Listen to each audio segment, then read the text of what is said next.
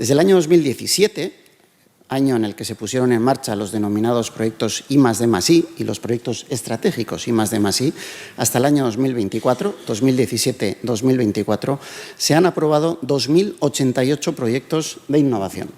Esto demuestra, por un lado, ese compromiso anual que ronda, según la plurianualidad, entre los 30 y 35 millones de euros de programas y demuestra, como digo, un compromiso institucional estable que nunca había existido en Navarra antes del 2017 para una apuesta para proyectos que estén basados en la innovación, en el desarrollo y en la transferencia tecnológica.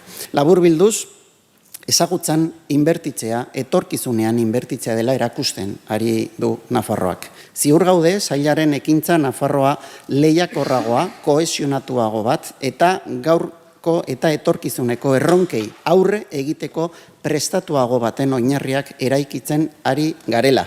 Berrikuntza, ikerketa eta garapena ez da aukera bat, denboran lehiakorrak eta iraunkorrak izateko behar da baizik. Orainaren eta etorkizunaren apostua da. Datuak hori da balio duena, adibidez 2000 eta piku proiektu horiek aipatutakoak.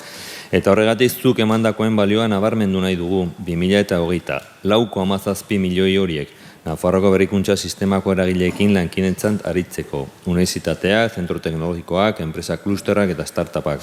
Horiek bai dira, adierazi duzun bezala, eragin handiko irtenbide industrialak eraikitzeko oinarria. Eta deialdi berri horrek beste 15 milioi euro esleituko ditu aurkeztutako proiektu honenentzat. Izan ere, funtsezko datua da Nafarroak BPG-ren 1,1,78 inbertitzen duela IG-gen estatuko batez bestekoaren gainetik eta estatu osoko erkidego berritzaileenentzako bat dela.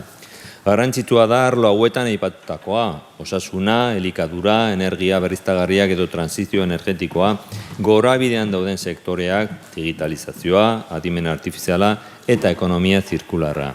Datuak, goranzko datuak, hori da bidea, kontseilari jauna.